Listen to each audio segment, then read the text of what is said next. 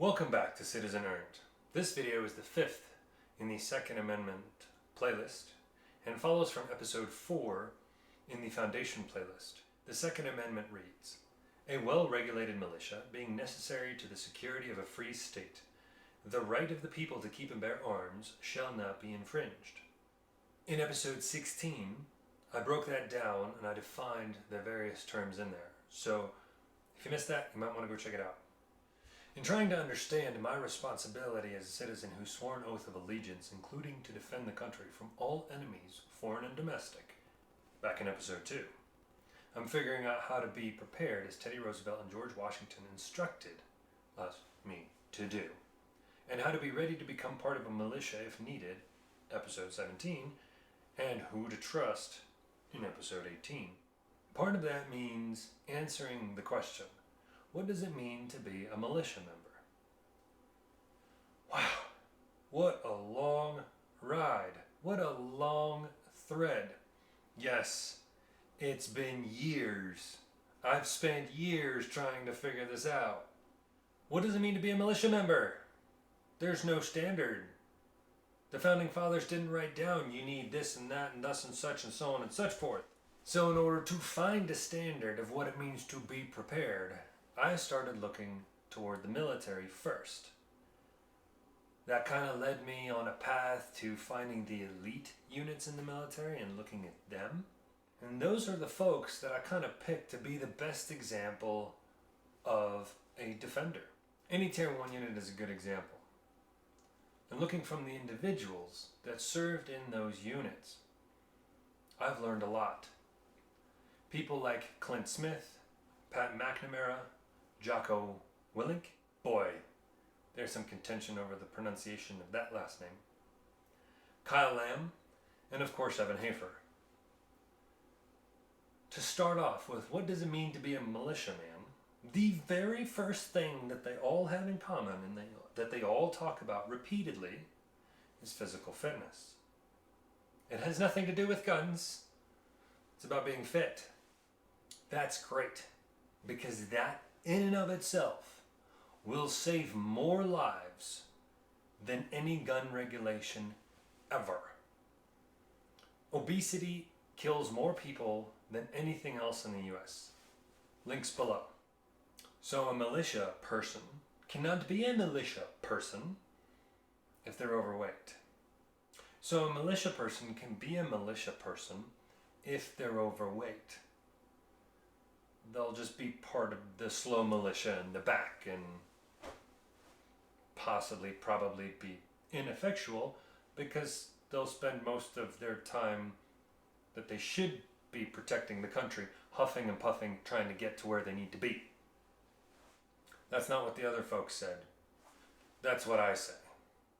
What Pat McNamara says is mobility equals survivability. So the first order on any person who is willing to step up to being a militia member is fitness. Pat McNamara, also T-Max Inc., that's his company, has a great system in the form of combat strength training. Jocko Willink has discipline equals freedom with appendices in the back. And there are countless other systems. CrossFit, or just going to the gym, or talking to a personal trainer, or literally 10,000 Instagram or YouTube accounts, all out there to get people fit. All a person has to do is pick it up, decide, and dedicate.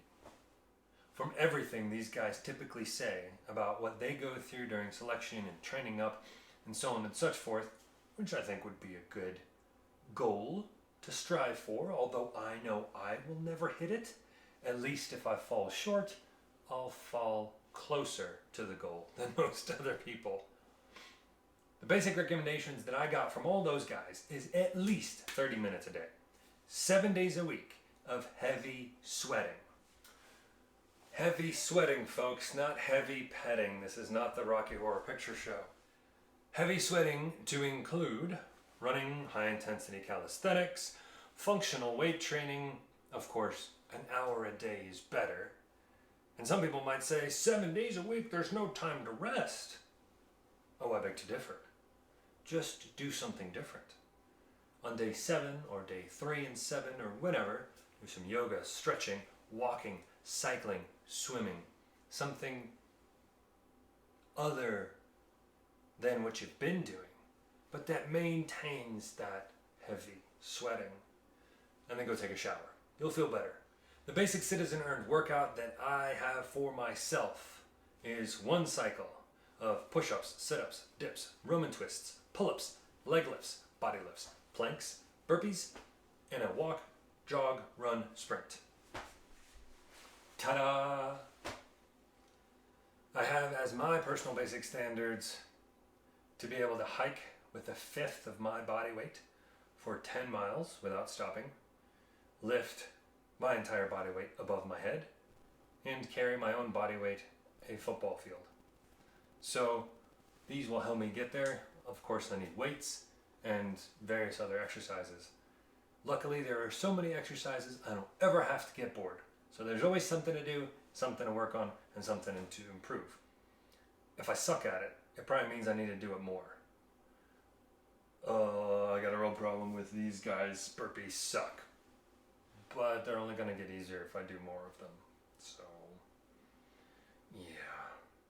After the fitness, I have to look at what those guys say is adequate weapons training.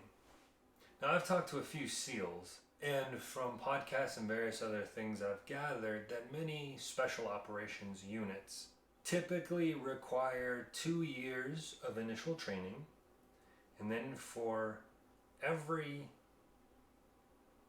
mission or operation cycle, they train 3 times as long as they operate.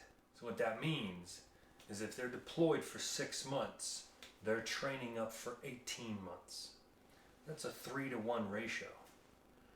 So all these people that think that they're part of the militia, they're overweight, that's a problem. If they don't train, that's another big problem.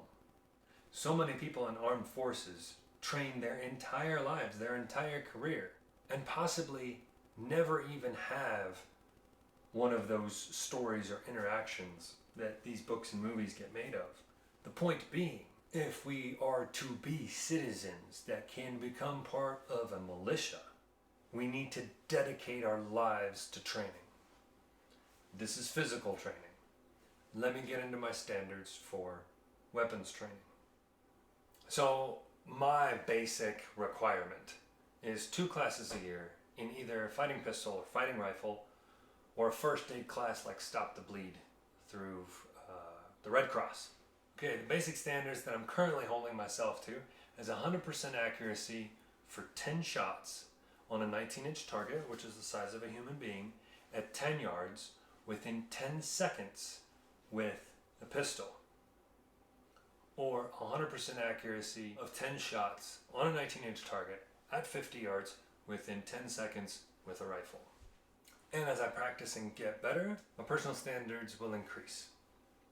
So with all this practice and this focus on training, it's fairly easy to go through about 5,000 rounds a year just to achieve or maintain proficiency. Many Tier 1 units spend 100,000 rounds a year or more on each person. But that's unaffordable for the average person. So when I say that I keep 10,000 rounds in storage, it's not that I'm crazy.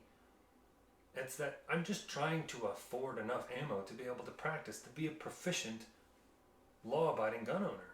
So these are good, reasonable goals that I and others can realistically achieve, instructed or kind of provided by the leaders in the industry. Finally we got there. These are the standards that I've been looking for since episode 17 on what it means to be prepared enough to be ready to be a member of the militia if that's needed. These are good, reasonable goals that I and others can realistically achieve.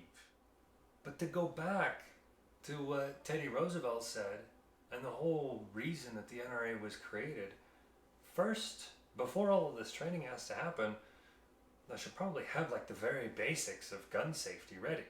And so my journey continues with basic firearm safety in episode 20. See you there.